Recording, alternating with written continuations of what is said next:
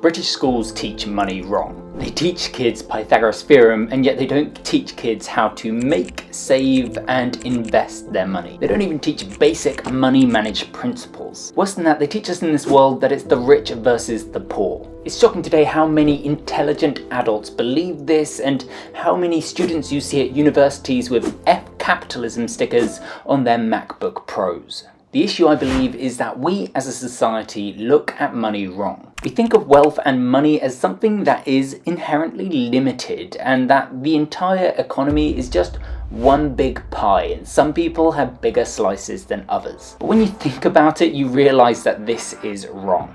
If I bought a car for $500 and then fixed it up and sold it for $2,000, my hard work would have added $1,500 to the car. I didn't steal a $2,000 car, I created one. When a baker sells a croissant for more than it cost in flour, water and butter, he's created value. The person that is in a rush to catch a train and didn't want to get up at 6 AM to make a croissant will gladly pay more for this croissant than they would for flour and water. The issue is many teachers and schools do not think like this, and many kids today are learning to hate capitalism. For instance, once people learn to live within their means, many focus on how to save as much cash as possible. As a result, the average British adult has lost 5% of their savings in the last year due to inflation, and in 2022 they lost 10%. The next issue is when most adults decide to invest in stocks, instead of asking obvious questions like how much does a company make and how much does it cost to generate that revenue, they instead fall on silly methods promoted by false gurus. Job done. Perfect. So we have a beautiful 31,793.32. The simple fact is, if you invest money well, like the baker with the bread, water and butter, you actually end up generating wealth and value.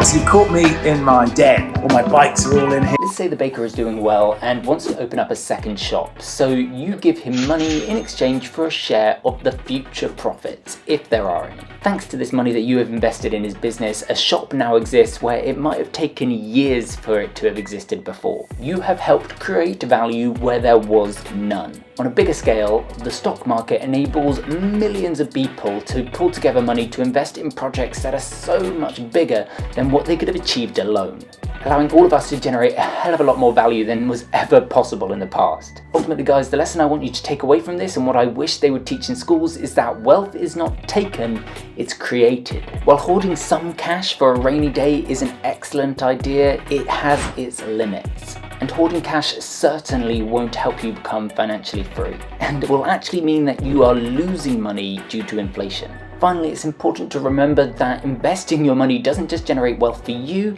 it generates wealth and opportunity for others. After all, that baker is now producing a second shop that can produce hundreds more croissants for people at an entirely different train station. Ultimately, I would much prefer if people were investing their money in index funds rather than buying second, third and fourth properties, creating a worsening Ponzi scheme of property in the UK. At least when we all invest in index funds, we actually stand a chance of lowering the cost of living instead of making it more expensive by making property more expensive.